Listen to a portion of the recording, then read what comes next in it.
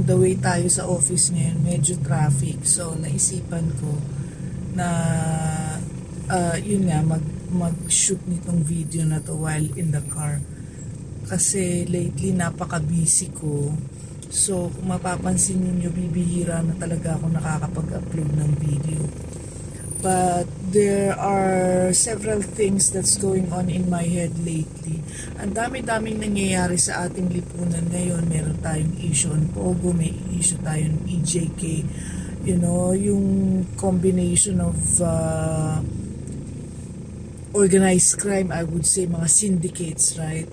Pero merong isang issue rin na medyo lahat tayo ay may opinion, or karamihan sa atin ay may opinion at apektado din because it touches us at a personal level. Yung issue ng pamilya ni Carlos Yulo, right?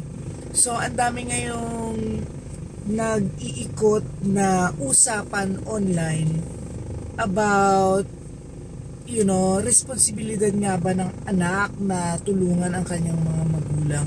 Alam niyo, gusto ko rin magbigay ng opinion about this because kung hindi, I'm sure a lot of you hindi ninyo alam, pero parte ng aking advokasya and parte ng aking trabaho is really to work with families.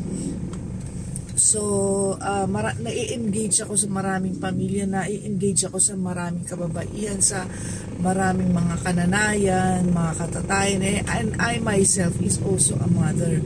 So, siguro meron akong a little bit bias because ako ay isang nanay din. Pero, nung una, of course, yung naririnig ko yung issue na yan, and nagsalita, gusto ko rin magbigay ng aking opinion, no? So, nung nagsalita yung anak, si Carlos Yulo, yung ating two-time gold medalist, about doon sa nanay niya na ginalaw yung kanyang pera. Medyo, para sa akin, off din. Parang sa isip-isip ko, mother, bakit naman, right? Dapat magpapaalam ka because, syempre, karapatan yun ng anak mo at pinagpaguran niya yon. Medyo negatibo din yung pagtingin ko doon sa nanay. Pero ngayon, sa mga ongoing na mga videos na nakikita ko, mga usapan na nakikita ko, at yung buhay na nakikita ko ng kanyang mga magulang at kanyang mga kapatid, ay medyo parang sobra na rin. Parang alam mo yun, ang mga nanay, in reality, ay nagkakamali din. And I think later on, na-realize din naman ng nanay ni Carlos Yulo yun, na meron din siyang pagkakamali. Pero, would that warrant yung ilang taon na hindi mo kakausapin yung nanay mo? Would that warrant yung, you know, talagang puputulin mo yung connection or communication mo sa kanila? So, parang sumusobra na rin. Alam mo, bilang isang young person na nabigyan ka ng pagkakataon na magkaroon ng impluwensya, magkaroon ng pera, magkaroon ng power somehow, right? Because of the tagumpay na iyong na ibinigay sa iyo ng Panginoon. Alam mo, ang isang pamilya dinisign na ng Panginoon kung saan ang pagpapatawad, ang pagmamahal ay nagfo-flourish, right?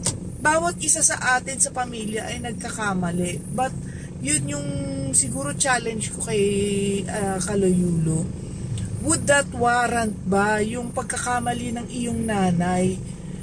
You know, yung pagkat mo ng connection sa buong pamilya, pati sa iyong tatay, pati sa iyong lolo, na ikaw na mismo ang nagsasabi nung ikaw ay nagpa-practice nung kabataan mo sa gym, sinasama ka pa ng lolo mo, sinasamahan ka sa luneta and all that, and hindi mo nare-realize that contributed to who you are right now.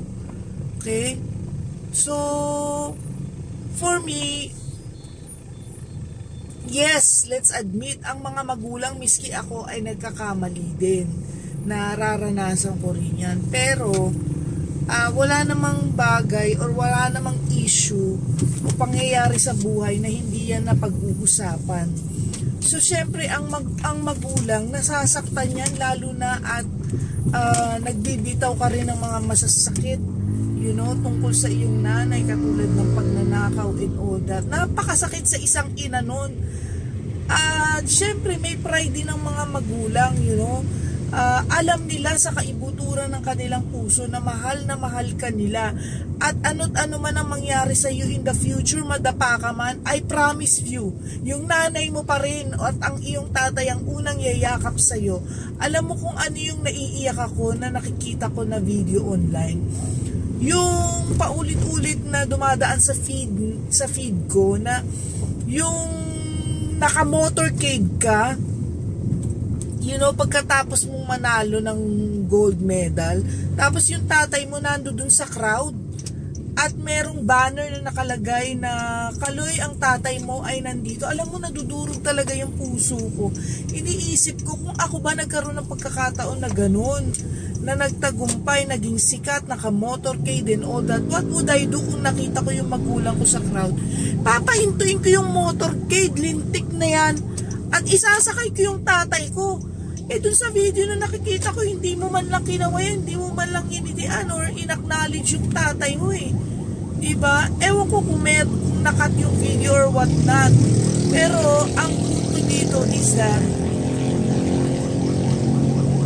yung respeto pa rin sa magulang kahit na sila ay nagkamali. Ikaw, makailang ulit ka mang magkamali, makailang ulit ka mang madapa, I promise you, yung magulang mo ang unang-unang yayakap sa'yo, ang unang-unang tatanggap sa'yo. Pag tinalikuran ka na ng buong mundo dahil sa mga pinagagawa mo, I promise you, yung magulang mo pa rin ang tatanggap at kakalinga sa'yo. Alam mo kung sino ang kahanga-hanga? Yung kapatid mong nakababata sa'yo na si Eldru ba yun? Alam mo, determinado siya ngayon dahil sa mga ginagawa ni Carlos Yulo. Very determined siya na lumaban sa buhay dahil iniisip niya na maaabot niya rin kagaya na or baka mahigitan pa niya kung ano ang naabot mo. At siya ang tutulong at mag-aangat sa iyong mga magulang. Alam mo, walang ibang yaman sa mundo na ito para dyan sa mga material na bagay na natanggap mo, kundi ang pagmamahal ng iyong magulang. Alam mo, ako nasa mid-40s na ako, pero iba pa rin yung yakap ng aking nanay. Of course, yung father ko passed away already. Pero iba pa rin kapag ako ay nalulugmo, emotionally, depressed or psychologically bothered ako. Kapag nakausap ko yung nanay ko or sabihin niya sa akin na anak, pinagpe-pray kita or magpe-pray ka, iba pa rin yung comfort na naibibigay nun. At iba yung nagagawa ng paglilinaw ng aking pag-iisip kapag nakakarinig ako ng wisdom sa aking magulang. I have traveled the world, I've traveled to places. Pero yung pagmamahal ng magulang ko at yung warmth, yung comfort niya pa rin yung yung hinahanap ko. There are times na talagang hinahanap ko yun. I'm telling you, Kaloy, gamitin mo yung iyong critical thinking. Isipin mo yung kasalukuyan bang mga nag-iimpluwensya sa iyo ngayon, na nasa alapaap ka, na nasa tugatog ka ng iyong tagumpay. Ito ba talaga ang boses na dapat na pinakikinggan mo? Alam mo,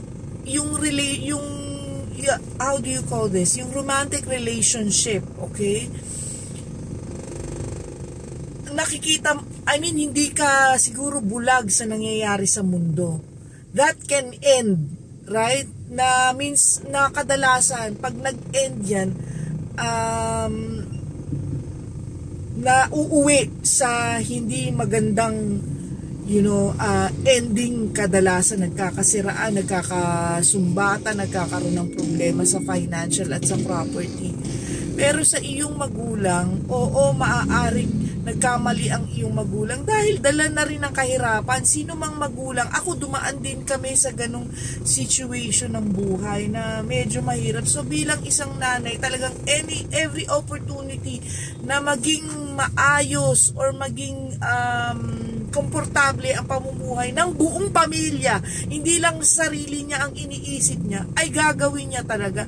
So syempre siguro iniisip niya o sa mga nakaraang pag-uusap ninyo o pag-share ninyo ng mga pangarap, there were videos na ang mga pangarap mo ay inaalay mo sa iyong mga magulang at sa iyong pamilya, but something clicked in you, something happened to you na sana magising ka na, bigla mo silang iniwan sa ere. Yun ang katotohanan. With all the millions na na-receive mo, with all the papuri na na-receive mo,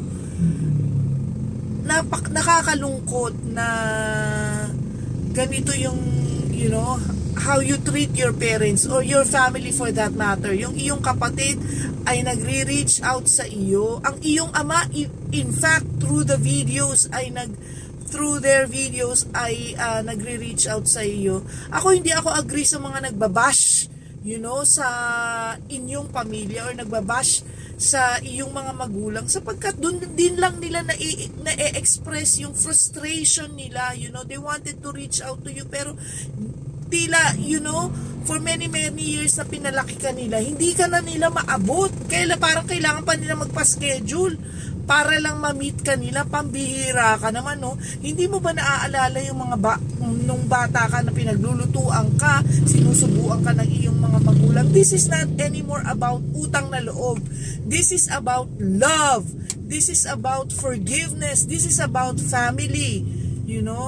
Hindi yung mga sinasabi ng mga tao, yung toxic culture ng utang na loob and all that. I think, it is a universal values to accept kung yung mga karelasyon nga natin or yung girlfriend mo, I'm sure may mga lapses yan, pero tinatanggap mo who she is, di ba? How much more yung magulang na nagpalaki sa'yo at nagpakain sa'yo? Dapat tanggapin mo rin na meron ding mga lapses ang mga magulang natin. Nagkakamali din sila. Pagkatao rin sila, no? Wala namang university for parenting, no? Wala namang magtuturo sa'yo kung paano maging isang magulang. Siyempre, sometimes hit and miss din. Kinikilala mo rin ang mga anak mo. Naiintindihan ko yan kasi ako dadalawa lang yung anak ko at malalaki na rin sila. Pero kahit dadalawa lang sila, meron silang magkaibang personality. So how much more sa inyo, ilan kayong magkakapatid? So yung magulang mo, kinikilala din nila kung ano yung karakter ninyo, kung ano yung katangian ninyo, ano yung outlook ninyo sa buhay. Hindi porket lumaki kayo sa isang pamilya ay pare-pareho kayo ng karakter or pananaw sa buhay. So imagine, nag-a-adjust din yung magulang ninyo sa inyo. I'm sure yung nanay mo, hindi niya in-expect na you would mind, kung gagamitin naman yung pera para sa ikaka-comfort ng buong pamilya. Well, nagkamali siya doon, nandoon na tayo. Okay? And I think naman sa nakikita ko na parang ang nanay mo naman ay may realization din, no? So, dapat ikaw rin ang mag-reach out. Alam mo, merong pagpapala sa pagpapakumbaba, Carlos Yulo. Hindi yan mga nakasulat sa libro or mababasa mo kung saan. Pero ito yung realidad ng buhay. Ang taong pagpakumbaba ay pinagpapala din ng Diyos. Pinagpapala din ng universe, ng mundo, whatnot. Or kung hindi ka man naniniwala sa Diyos, yung superpowers or higher power out there, yung universe, will come together for you. Well, right now, siguro na sasabihin mo, kaya nga ito nanalo ako and all, pinagpapala ako dahil mabait akong tao. Nako, pag-isip-isipan mo yan, pagkat hindi ka lang mabubuhay ngayon, bukas, sa isang linggo, sa isang buwan, or sa isang taon. Mabubuhay ka sa mundong ito and life is short. Ang mga magulang mo, baka pagsisihan mo kung meron mang mangyari sa kanila. Hindi mo hawak ang buhay, Wala sino man sa ating mga tao ang may hawak ng buhay natin. So kung ano man ang mangyari at pagsisisihan mo ng matindi, and yun ang mga magiging matindi mong kalaban, yung konsensya mo. May pera ka nga, pero kung inuusig ka naman ng iyong konsensya, mahirap din yun. So, pag-isip-isipan mo yan, Carlos. At ang tatay mo, alam mo, naiiyak ako sa tatay mo kasi naaalala ko yung tatay ko rin, yung asawa ko, yung tatay ng asawa ko. Sometimes they're not very expressive na, who would sit down and talk to you. Pero proud na proud sa iyo ang tatay mo. Just imagine to be part of that crowd cheering and rooting for you, pero hindi mo sila binigyan ng halaga, and hindi mo, at sinabihan mo pang wag na silang sumama sa pagsusundo sa iyo sa airport. Grabe ka naman, inuna mo pa yung ibang tao kaysa sa mga magulang mo. Yung mga, alam mo ba yung mga nag-OFW, tumitira in other country? I lived in other country also for the longest time. And tuwing uuwi ako ng bansa, ang unang-unang gusto kong makita ay yung pamilya ko. Okay, ngayon kinoconsider mo si Chloe as your home, as your family. But your parents who raised you, you know, iba yung love na yun, iba yung comfort na yun, yun yung unconditional. At hindi mo mapuputol yun. Pagkat ang umbilical cord mo at ng iyong nanay ay magkarugtong. So sa mga tao na nagsasabi, toxic culture, na utang na loob and all that, it's not even about that. It's about love. It's about forgiveness. It's about accepting your parents' flaws. Diba? Yung pag-uunawa sa tao na ang nanay mo ay napapagod din. Ang nanay mo ay nagkakamali din. Pero ang pagmamahal nila ay never na magbabago para sa iyo. Yan ang tatandaan mo, Carlos Yulo. I don't know kung makakarating sa iyo itong video na to, but I just wanted to contribute dun sa ongoing discussion online. At saka nakikita ko kasi yung mga videos ninyo. And yung kapatid mo na si Eldro, hangang-hanga ako sa kanya sa determinasyon niya. I'm sure na mahihigitan pa niya kung ano ang na-achieve mo. And yung pagmamahal niya and yung desire niya, to support your parents, to support your family. Grabe kayong nanay mo, hinahayaan mo ngayon na ibibenta niya yung bahay na binili niya out of your money para maibalik lang sa iyo yung pera. So hindi magnanakaw ang iyong nanay. It's just that nag-operate siya doon sa system ng family ninyo na iniisip niya, ganun yung pagmamahal mo rin sa kanila. Yun nga, nagkamali lang siya siguro kung totoo man na hindi siya nakapagpaalam sa iyo. So, yun lang, yung tatay ni Carlos Yulo, natutuwa ako, nai-imagine ko talaga yung mga lalaking miyembro namin sa pamilya. Na like my father, hindi niya straight away sasabihin sa amin na siya ay proud na proud sa amin. Pero maririnig mo na lang sa mga kaibigan niya, sa mga inuman nila, mga kainuman niya na sasabihin na, yung papa mo proud sa iyo and all that. When he passed away, yung mga kabatchmate niya and all that, kinikwento na lang sa amin na nababanggit kami sa mga kwentuhan and all that. Pero yung sa one-to-one person, face-to-face, hindi niya sasabihin. Ganun din sa husband ko. Pag meron siyang gustong sabihin sa mga anak ko, meron siyang emotion na kinikimkim and all that, hindi niya straight away sasabihin sa kanila, sasabihin niya sa akin. I can see yung father mo is a typical, Filipino father and uncle na mapagmahal. Nagsisik ng iyong attention at hindi mo siya pinapansin because bulag na bulag ka ngayon kay Goldie. Siya lang ang sentro ng mundo mo. Nako, Kaloy, bata ka pa, pag-isipan mo yan. May iba't ibang klase ng pagmamahal at pwede mong hati-hatiin yan. Huwag mong full force sa iisang tao dahil baka pagdating ng panahon ay mabigo ka at napakasakit. There are different kinds of love, my dear. You have your love for your partner or your wife or your girlfriend. Pero meron ding dapat love na natitira para sa iyong mga magulang. May natitira rin dapat para sa iyong mga kapatid. May natitira din dapat para sa iyong sarili. At para sa mga nakapaligid at sa mga kaibigan. Yung lolo mo na, just imagine, ilang taon na, 70 something na yung lolo mo, nagtatrabaho pa rin sa abroad and recently lang umuwi dahil sana nakita ko na very loving ang father mo and very respectable siya sa kanyang magulang at their age. Sana namanan mo yun, sana makita mo yun. Napaka beautiful ng family niyo, simple but beautiful and happy. Ngayon na nagkaroon ka na, doon pa nawasak ang inyong pagsasamahan, pambihira, magising ka sana, mauntog ka sana sa katotohanan, Kaloy Yulo. Take it from another mother, an advice, or from a tita, something like that. So yun lang guys, yun yung aking 2 cents in this ongoing discussion online about the hindi man tayo sa nakikialam, advice lang, at yung observation at opinion natin ay sinishare lamang natin. So good day everyone. Hanggang ngayon nasa traffic pa rin ako, and sana makalusot na tayo dito. Bye bye, good morning.